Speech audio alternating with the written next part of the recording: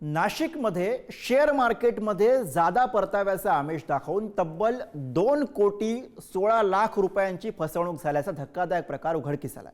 बनावट website, fake log in ID आणि 20% हमखास परताव्याचं आश्वासन देत 5 जणांना गंडा घालण्यात आलाय। नेमकं काय घडलंय नाशिकात बघूयात हा रिपोर्ट। शेअर मार्केटमधून जादा नफ्याच्या थापांपासून सावधान।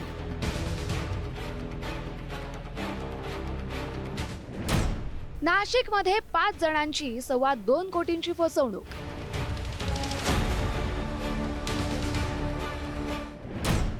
गुंतवणुकीवरती 20% नफ्याचं दाखवलं आमिष। सायबर पोलीस ठाण्यात तक्रार, तपास सुरू। शेअर मार्केटमध्ये मोठा नफा मिळवून देण्याच्या आमिषातून नाशिकमध्ये फसवणुकीचा प्रकार समोर आलाय। आकर्षक वेबसाईट आणि बनावट डॅशबोर्डवरती दाखवले जाणारे वाढते आकडे या सगळ्याला भुलून नाशिकमधील 5 जणांची तब्बल 2.25 कोटींची फसवणूक झाली आहे। आकर्षक वेबसाईटवरती गुंतवणुकीवर 20% नफ्याचा आमिष। 3 नोव्हेंबर ते 10 फेब्रुवारी या कालावधीत आरोपींचा गुंतवणूकदारांना सातत्यानं संपर्क। विविध बँक खात्यांमध्ये ऑनलाईन पैसे जमा करण्यास सांगितलं। गुंतवणुकीवरती 20% हमखास परतावा देण्याचं आश्वासन। काही काळानंतर परतावा मागितल्यानंतर फसवणूक उघड। गुंतवणूकदारांना आणखी 20% रक्कम भरण्याची घातली अट। यानंतर तक्रारदारांना संशय आला। नंतर आरोपींनी संपर्क तोडल्यानंतर फसवणूक झाल्याचं स्पष्ट झालं।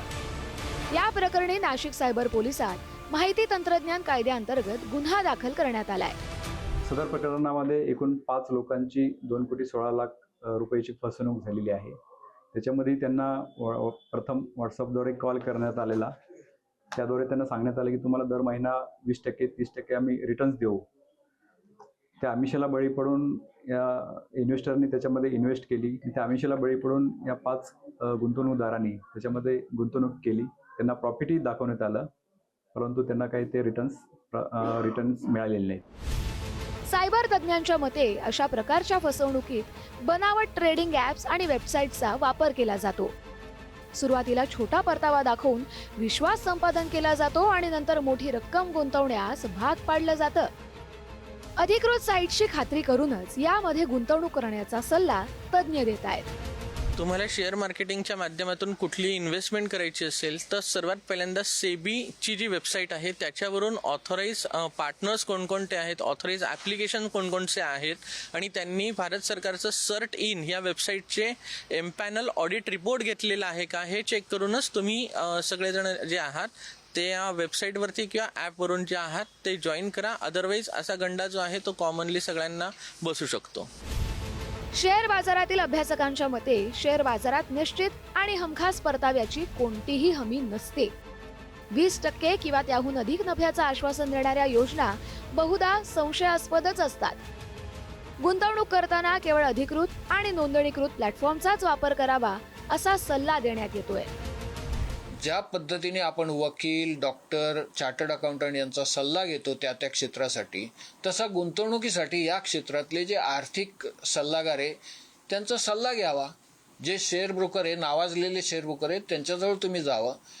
त्यांना तुम्ही सांगावं मला असं असं करायचं आहे। तर वेळोवेळी सेबीनी, RBIनी, वेगवेगळ्या मीडियानी, सरकारने ज्या सूचना दिलेल्या त्या सूचनांचं पालन करावं।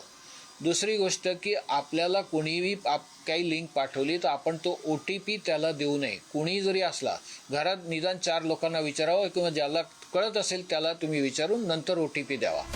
शेअर मार्केटमध्ये नफा हमखास मिळतो जर असं तुम्हाला कोणी सांगत असेल तर सावध व्हा, कारण शेअर बाजारात खात्री नसते। फसवणूक झाल्यानंतर नुकसान झाल्याचं समजतं। जादा परताव्याच्या आमिषाला बळी पडण्यापेक्षा सजग गुंतवणूकदार बना, अन्यथा तुमचे कष्टाचे पैसे एका क्लिकमध्ये गायब होऊ शकतात। किरण ताजणे, पुढारी न्यूज, नाशिक।